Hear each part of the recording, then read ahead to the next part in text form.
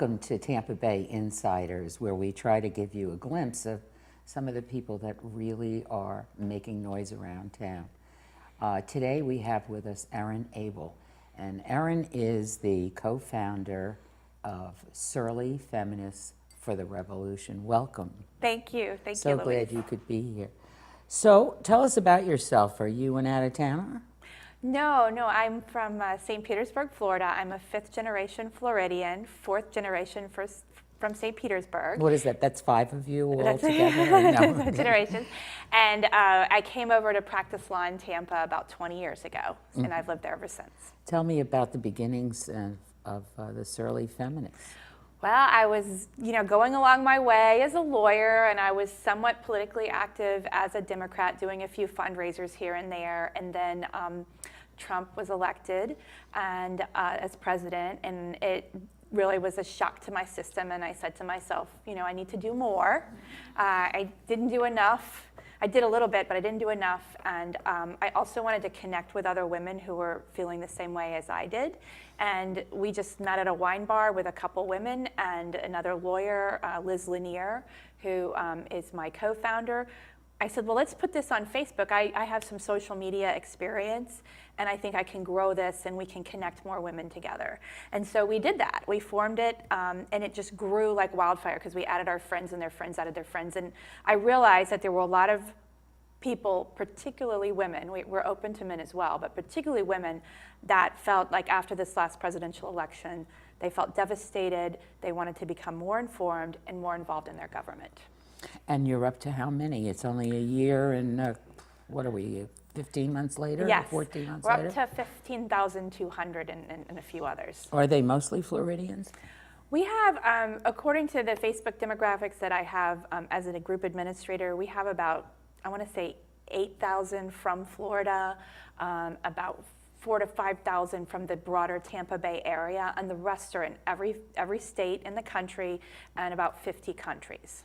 50 countries? Yes, we have we have international Surly Feminists as well. Do you think that there are Americans that are living elsewhere, or are they foreign? From what I can see on the page, I don't have access to all that information, but the people who talk, we do have some expats that are living in different parts of the world. There's a woman from American living in China, I know, an American living in Germany, but we also have a lot of Australian and English members, some people from Spain that got active recently after Spain was having a lot of political upheavals.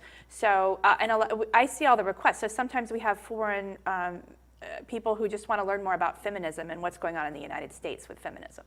That's really great. So tell me about the mission of Surly Feminists. Is it, what you did at the wine bar when you guys all met?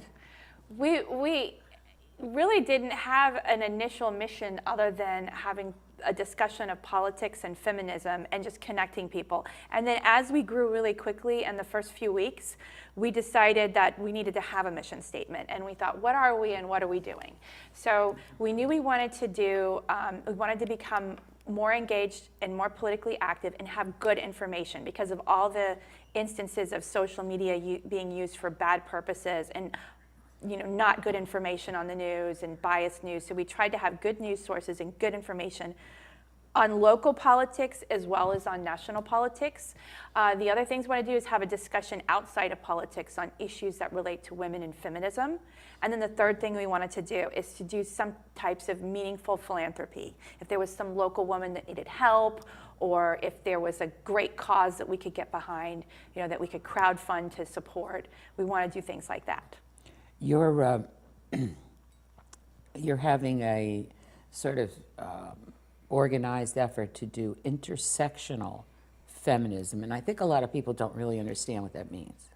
Well, I frankly didn't either. When I started the group, I always thought of myself as a feminist, but I did not have a PhD in feminist theory, and so I really had to do some reading and studying and say, what type of group do we want to be? We knew at a very basic level we wanted to be open to all women, and I recognize that I, am a white suburban woman and a lawyer, and so I wanted to make sure that our group was open to all races of women, all genders, all gender identifications, and all economic levels. And that creates challenges, but it also creates benefits because you're learning about people who are different from you, and you're coming together for a common cause, which may be, let's come together as Americans and see what's going on with the Trump presidency, and also let's come together as Americans and feminists and move this movement forward, but understand that maybe I'm trying to get to a CEO position, but a woman and another type of woman, say she's a housekeeper for a major hotel or cleaning company, maybe trying to avoid sexual assault at work, and that we can help all women, but we need to understand that some women have a different lens and have different needs. I've seen that so I've been involved in your group since the day 2 or 3, and I've seen where there's some arguments that go on among them. How do you handle all of that? Well, we've learned how to handle it because I've never administered a Facebook group, let alone one that large before. Mm-hmm. And how we've learned is we added very diverse administrators. So we have 4 other administrators besides myself, and we've made detailed posting rules. And we've also offered and taken courses on intersectional feminism. I did like a nationwide webinar on intersectional feminism and also progressive movements, and learned about things that we may do reflexively, like we may have an online conversation, or someone may be talking about an issue of racism that they experienced, and then someone else made it all about themselves. Well, I didn't experience that. I don't know what you're talking about. Mm-hmm. And they self-centered the conversation. So we learned about different techniques about how people can derail and self-center conversations, and then we try to educate people. We have a president like that. No, excuse me. We don't want to be like that. We want to be better. We want to have better conversations. And the limitations of social media make it challenging, but we have found a way through our posting rules and our good administrators and our diverse administrators to try to manage that conversation. It's never perfect. Sometimes it's exciting. Sometimes there's a little drama. But I honestly but I will say that's part of the reason why people get on there and read as well, because it's not totally curated and perfect on our page. I noticed too that you have special days for special things, like it's Monday, go do what? I don't remember them all. Please. Well, I tried to do some directed content. I'm not as religious about it, but I do, because I want the conversation to be directed to certain things. So on Monday, we have Membership Monday, where we ask people to add their friends that would enjoy our content. And then we have Giving Tuesday, where we ask people to educate us on what are the campaigns that you're working on? What candidates do you want us to tell about? What candidates or causes should we give to? We have Woke Action Wednesday, where we share, because I do think people like to talk about what they are doing more than just sending out articles. And on Woke Action Wednesday, we say, what are you doing? And somebody say, well, I'm making out postcards for a woman who's running for office in Mississippi. And another person will be, I'm showing up to Hillsborough County to protest for more action with the Diversity Council. And so you can learn what other people are doing, and that will hopefully motivate people to not just be on social media, but to get out and get off and do things. I also started Support Your Sisters Sunday, which I look for meaningful charities and ask people to give to support women and various things. Encouraging people is a wonderful thing. I don't know how well it's working, but I think it must be, because now we have, did I read the other day, we have 300-something female candidates for Congress. It's incredible. And I don't even know what it is locally, but I know there's a lot of women running. They're in our group too. I mean, I can see, I posted a picture that I saw from the mixer for the Hillsborough County Democratic Party, and there are an incredible amount of women running for office. And I wasn't aware of that many women. And minority women at and that. Minority Talk women. about your It was intersectional. 50-50 minority women in the group photo, and it was just incredible. And so I do think that we're reflective of what's going on in the rest of the country. Do you think we are going to make some midterm difference? the midterm difference in the midterm elections? I am absolutely confident that we are. The only question I have is how much of a difference. Because I can see everybody feels this energy. Everybody knows that you have to get out and vote. That is, in a group, and I think people, what I see a lot of is people that weren't that active before becoming 10 times as active, or people that I was a little bit active becoming exponentially active. It's just a question of how far we're gonna go, in my opinion. And how we can help that along. And that's Yes. probably because putting these groups together helps you get the support that you need. I invited a couple of people to join who had written me on the side in Facebook. I am sick of these people, blah, blah, blah. Anytime I post something, and I do notice that. I have, of course, a mixture of friends, Republicans and Democrats and independents, and foreign and here in Florida and elsewhere.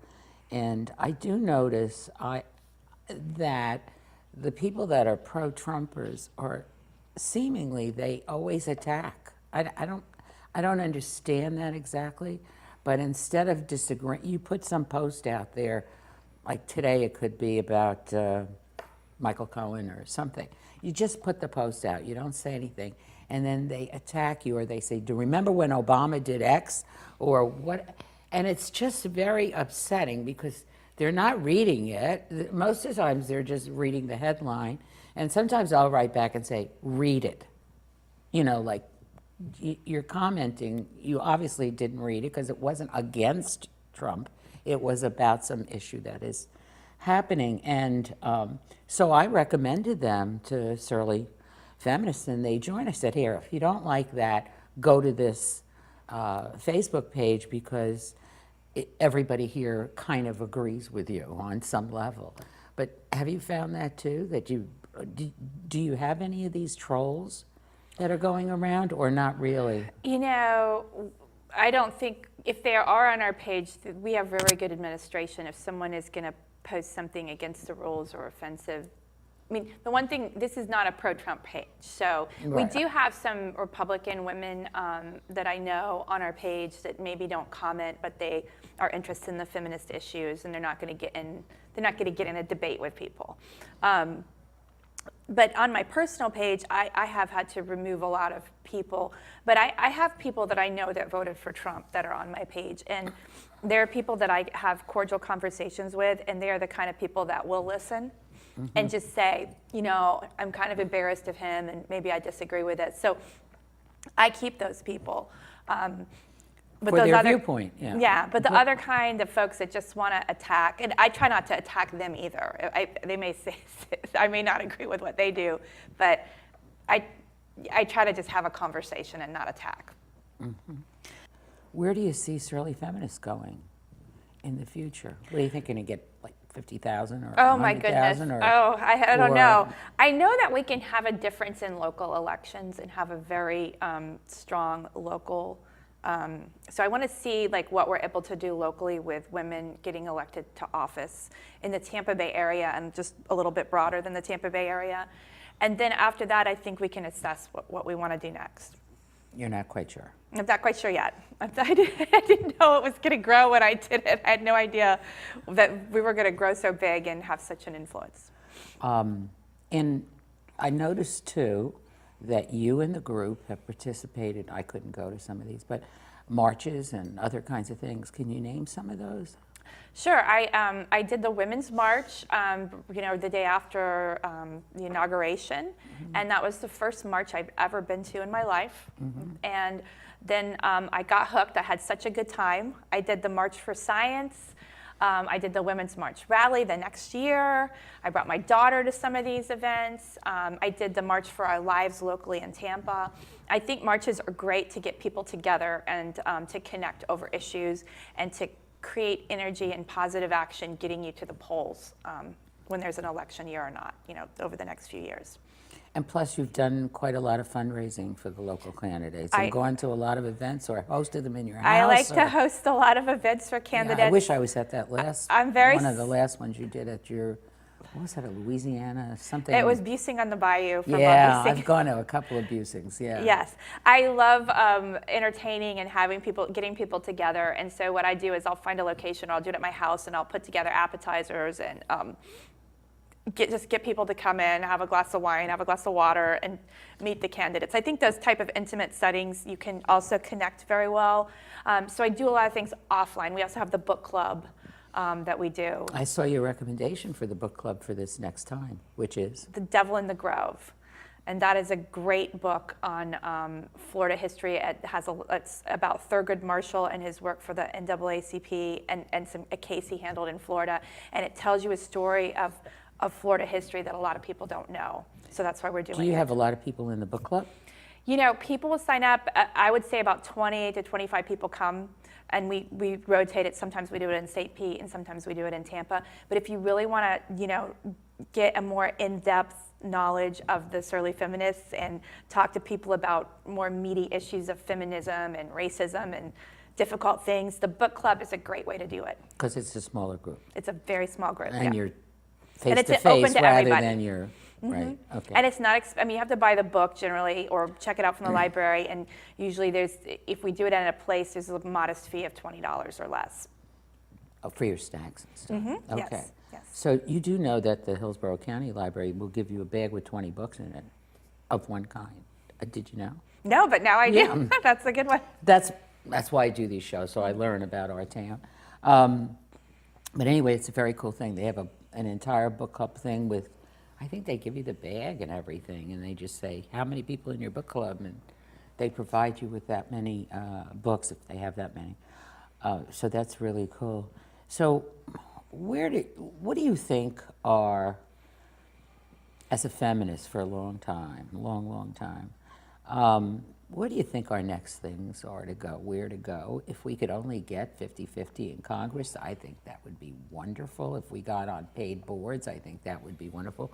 Where do you think we need to go as women?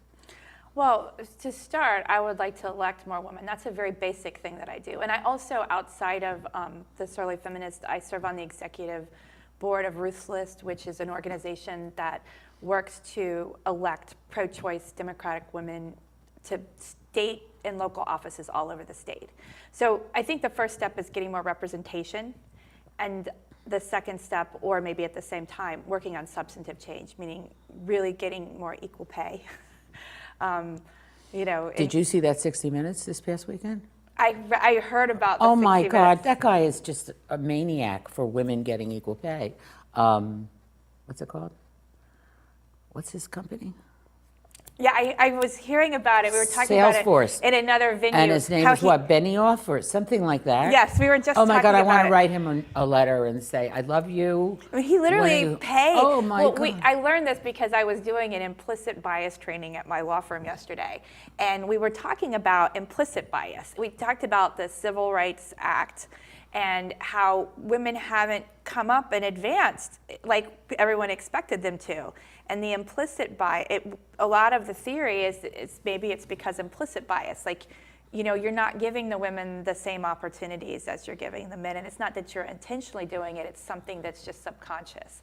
And so that he was studying that, and he was trying to understand how did this happen? how did this happen? And that's the question we're still asking ourselves. How does this still happen? The amazing thing is Yes. they did the study and audit. They found out Yeah. that women were being paid less. He implemented $3 million more bucks to their salaries to make sure they're okay.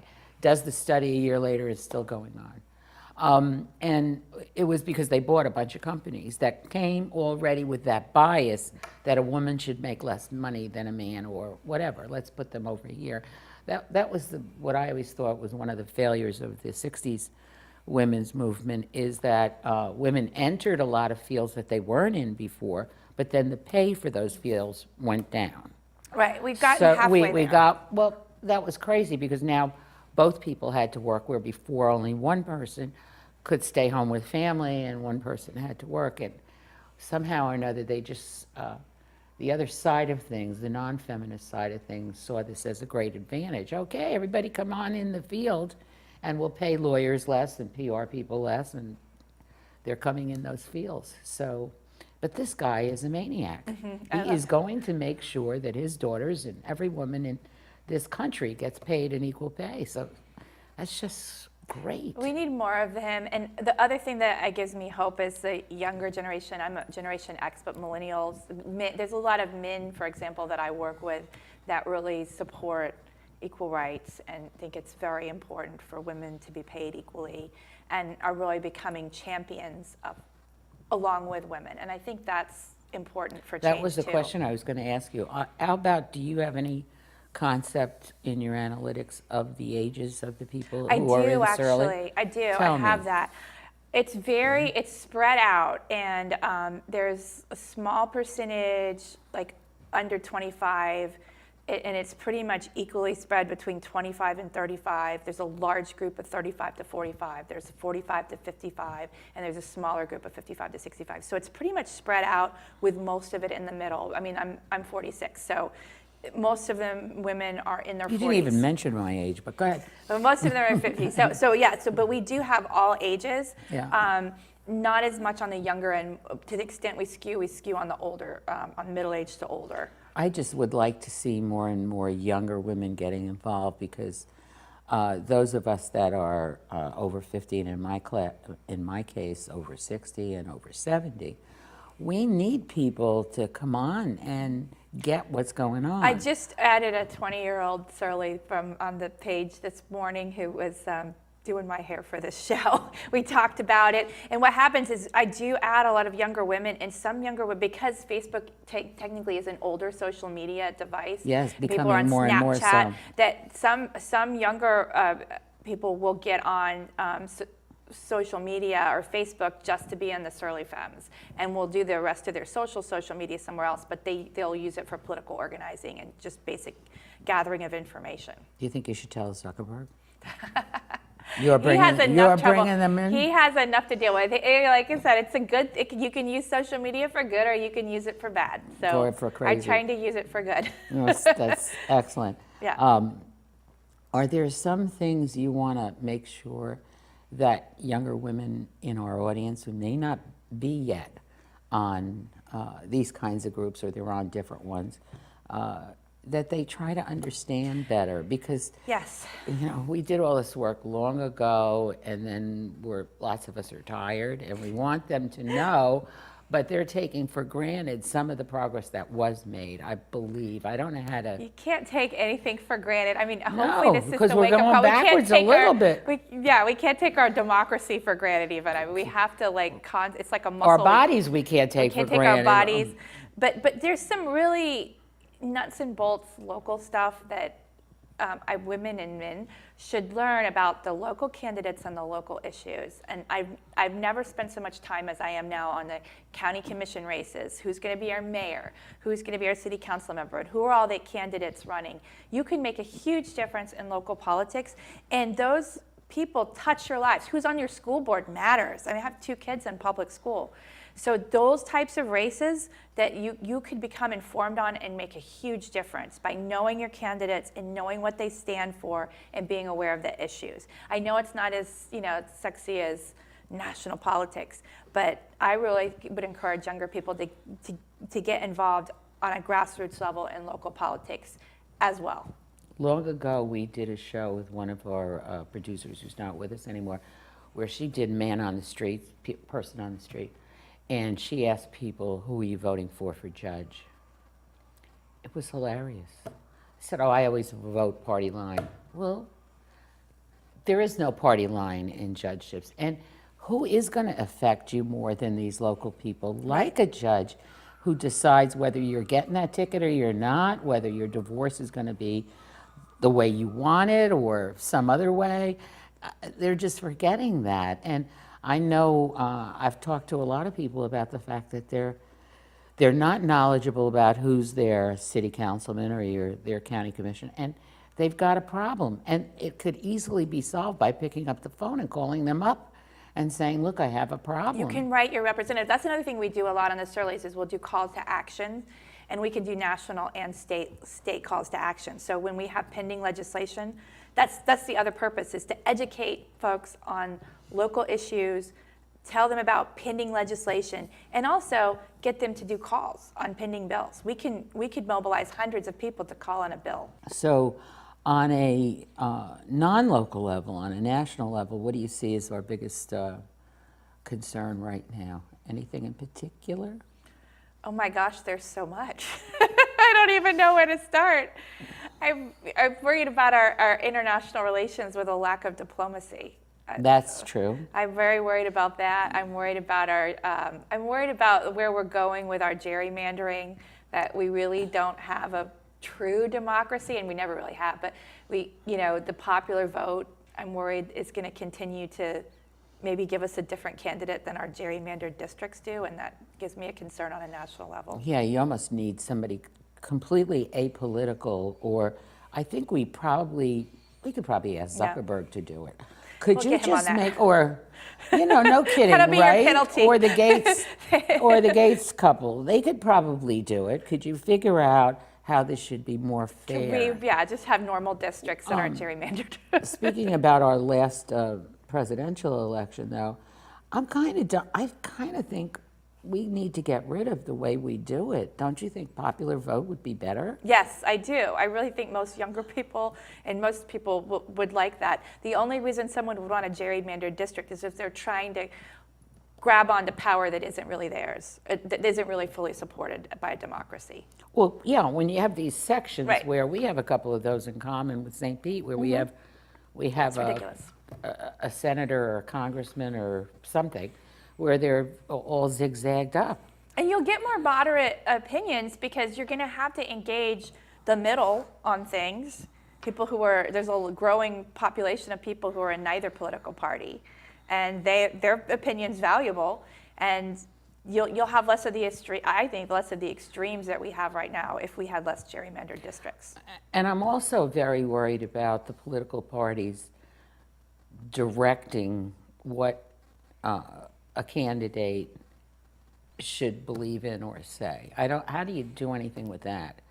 I mean, I know people who have actually, just when they're in public, they're against this or that because their party is against or for this or that. I think it's crazy. You should just be for what you stand for. But they're going to lose their money. And now I don't like it. I don't like the I money don't in the know how politics do we fix that? Okay. It's a lot of We'll fixing. be looking at Surly Feminists to see when you come up with the fix for that. 'Cause Yes, that would I'll be work on that. really, really great. So I see that we only have, this time flew by like that. It did. And we only have a minute left. And I'd like you to take the floor and just tell me what's the most important thing our cable viewers and internet viewers should know right now. I'm happy for you to look at our Facebook page, Surly Feminists for the Revolution, but even if not, just get yourself informed on the candidates and vote. Make sure you're registered to vote, make sure your information's accurate, and make sure you know about your candidates and who they stand for, and vote in every single election. Not this, what do we have now? We have a 40%? No, we don't even, do we? Well, how many people vote? 20? Not enough vote. Is it Not enough. 40% during presidentials and then less than that during non-presidentials? We need to increase that. Americans need to do better. I don't know why we think, we should take this for granted and then not go because 2 raindrops or, I'd rather go to a party or I never whatever. will again. Thank you, Trump. Yeah, he's probably made more progress for the women's movement than anybody I know. We were expecting Hillary to do that, and then he turns around and Ultimate irony. he does it. I know. So the website is Surly. It's a Facebook page, Surly Feminists for the Revolution. Okay. I'm so glad you came and joined us. Thank you so really much for the appreciate it. opportunity. We want to have an update when you get all those people elected and everybody voting. We really appreciate what you're working on. Thank you so much. And tell that to your administrators, co-founder, I and will everybody thank them else. all very much Thank you for all they so do. much. I appreciate it. Until we see you next time, thanks for watching.